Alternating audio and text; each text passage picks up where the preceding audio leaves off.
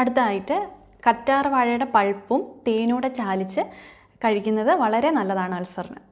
ചിറ്റമൃതിൻ്റെ ഇല തിളപ്പിച്ച് തണുത്തതിന് ശേഷം കുടിക്കുന്നത് നല്ലതാണ്. വെള്ളം തിളപ്പിക്കുമ്പോൾ ഉലുവാപ്പൊടി ഇട്ട വെള്ളം തിളപ്പിച്ച് കുടിക്കുന്നത് നല്ലതാണ്. അല്ലെങ്കിൽ ഉലുവ സോക്ക് ചെയ്ത് വെച്ചിട്ട് തലേദിവസം സോക്ക് ചെയ്ത് വെച്ചിട്ട് പിറ്റേ ദിവസം ആ വെള്ളം എടുത്ത് കുടിക്കുന്നതും നല്ലതാണ്. പച്ചമോരിൽ ചുമന്നുള്ളി ചതച്ചിട്ടിട്ട് അത് കുടിക്കുന്നത് നല്ലതാണ്. അതിന് ഫ്ലേവർ ചേർക്കാൻ വേണ്ടിയിട്ട് വേറെ ഇൻഗ്രീഡിയൻസ് ഒന്നും ചേർക്കല്ല. പച്ചമോരും ചുമന്നുള്ളിയും മാത്രം മതി. ഇത് രണ്ടും ചേർത്ത് കുടിക്കുന്നത് നല്ലതാണ്. അടുത്തൊരു ഹോം റെമഡി എന്ന് പറഞ്ഞാൽ 2 ആഴ്ച കൂടുമ്പോൾ 1-2 തവണ കഴിക്കാൻ വേണ്ടിയിട്ടുള്ളതാണ്. അത് സ്ഥിരം കഴിക്കേണ്ട ആവശ്യമില്ല.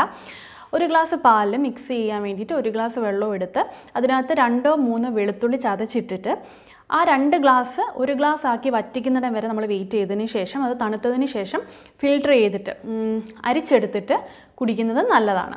പാല് കഴിക്കാൻ ബുദ്ധിമുട്ടാണെങ്കിൽ ഈ പറഞ്ഞ പോലെ തന്നെ 3 അല്ലി വെളുത്തുള്ളി ചതച്ചിട്ട് 2 ഗ്ലാസ് വെള്ളത്തിനകത്തിട്ട് അത് 1 ഗ്ലാസ് ആക്കി വറ്റിക്കുന്നിടം വരെ വെയിറ്റ് ചെയ്തതിന് ശേഷം തണുത്തതിന് ശേഷം കഴിക്കുന്നതും നല്ലതാണ്. പിന്നെ കോക്കനട്ട് മിൽക്ക് കുടിക്കുന്നത് നല്ലതാണ് അൾസർ ഉള്ളവർക്ക്. അതുപോലെ തന്നെ കരിക്കിൻ വെള്ളം കുടിക്കുന്നത് നല്ലതാണ്. പിന്നെ വേറൊരു ഇമ്പോർട്ടൻ്റ് ആയിട്ടുള്ള കാര്യം, ഏത്തയ്ക്ക പൊടിച്ചത്. ഏത്തയ്ക്ക ഉണക്കി പൊടിച്ച പൊടി പാലിനകത്ത് കുറുക്ക് പോലെ ഉണ്ടാക്കി കഴിക്കുന്നത് വളരെ നല്ലതാണ്. അത് പാലിനകത്ത് അല്ലെങ്കിൽ വെറും വെള്ളത്തിനകത്തായാലും കുറുക്ക് പോലെ ഉണ്ടാക്കി ഏത്തയ്ക്കാപ്പൊടി കഴിക്കുന്നത് വളരെ നല്ലതാണ്. ഏത്തയ്ക്കാപ്പൊടി ഭയങ്കര നല്ലൊരു എഫക്റ്റാണ് അൾസറിന് ഉണ്ടാക്കുക. ഹിങ്ക് വജാതി ചൂർണം 1/2 ടീസ്പൂൺ എടുത്തിട്ട് 1/2 ഗ്ലാസ് മോരും വെള്ളത്തിനകത്ത് ചാലിച്ച് കുടിക്കുന്നത് വളരെ നല്ലതാണ്. അത് ആഹാരത്തിന് മുൻപും ചെയ്യാം, ആഹാരത്തിന് ശേഷവും ചെയ്യാം. പിന്നെ അവോയ്ഡ് ചെയ്യേണ്ട ഭക്ഷണം കാര്യങ്ങളൊക്കെ ഞാൻ നേരത്തെ വീഡിയോയിൽ പറഞ്ഞിട്ടുണ്ട്. അത് ഞാൻ എൻ്റെ സ്ക്രീനിലും കൊടുക്കാം, ഡിസ്ക്രിപ്ഷനിൽ അതിൻ്റെ ലിങ്കും കൊടുക്കാം. നമ്മൾ കയറി കണ്ടിട്ട് അത് അതുപോലെ തന്നെ ചെയ്യേണ്ടതാണ്. എരിവും പുളിയും ഉള്ള ആഹാരങ്ങളൊന്നും കഴിക്കില്ല, ബേക്കറി ഫുഡൊന്നും കഴിക്കില്ല. പിന്നെ കഴിക്കാൻ പറ്റുന്ന നല്ലതായിട്ടുള്ളത് ക്യാബേജാണ്.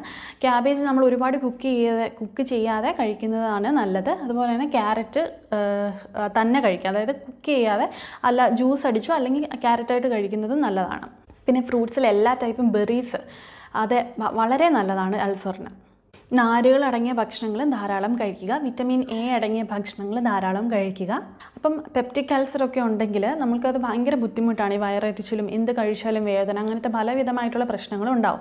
അതുപോലെ തന്നെ അത് നമ്മൾ ട്രീറ്റ് ചെയ്യാതിരുന്നാൽ വേറെ കോംപ്ലിക്കേഷനിലോട്ട് പോകാൻ ചാൻസ് ഉണ്ട്. അപ്പം പെപ്റ്റിക് അൾസർ ഉള്ളവർ ആയുർവേദ മെഡിസിൻസ് എടുത്ത് അത് കുറയ്ക്കിച്ച് കൊണ്ടുവരണം. അതുപോലെ തന്നെ ഈ പറഞ്ഞ റെമഡീസൊക്കെ അതിനോടൊപ്പം ചെയ്താൽ വളരെ ഫലപ്രദമായിട്ട് നമുക്കിത് ചികിത്സിച്ച് ഭേദമാക്കാൻ പറ്റുന്ന ഒരു രോഗമാണ്.